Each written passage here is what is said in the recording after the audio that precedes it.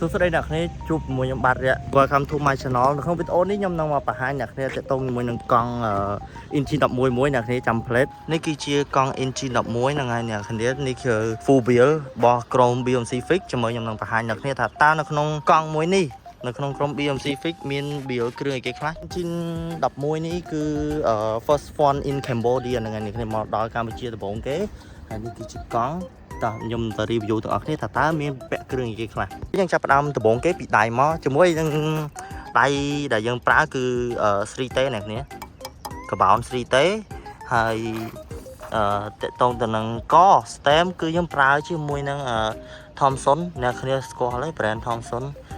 អូខេខ្ញុំស្រឡាញ់កនេះមែនតើទី1វាស្អាតតែតម្លៃវារៀងខ្ពស់បន្តិចតែឥឡូវបន្ទាប់មកយើងចូលដល់ Fog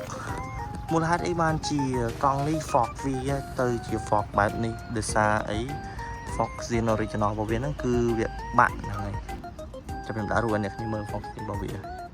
ឡូវយើងចូលមកដល់ Verset វិញ Verset គឺយើងប្រើជាមួយនឹង 88mm អ្នកគ្នាហ្នឹងហើយកបោន fiber យ៉ាប់ដូចចិត្តមានអីទេខាងមុខកបោនខាងក្រោយក៏កបោនដែរ 88mm នេះគ្នាយ៉ាប់ឥឡូវយើងចូលមកដល់តកតងទៅនឹងដងកែបវិញយើងប្រើជាមួយនឹងដងកែបគឺ Thomson ដូចគ្នា Thomson នេះ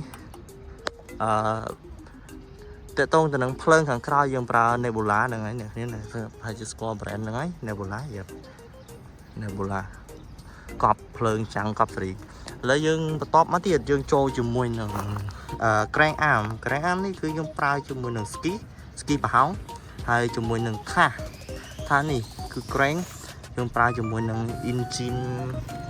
11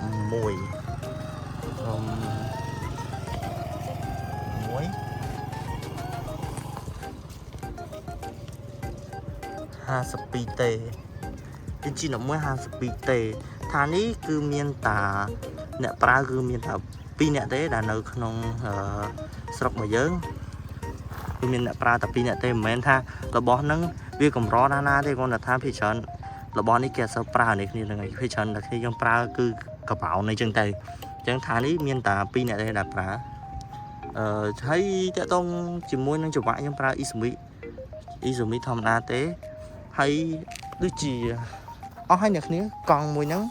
គឺអ្នកគ្នាមើលទៅយើងវាគ្រឿងតែប៉ុណ្្នឹងទេគឺភាគច្រើនគឺកង់ដែលយើងវាភាគច្រើនគឺ Thomson គឺកបោនតែប៉ុណ្្នឹងទេនេះ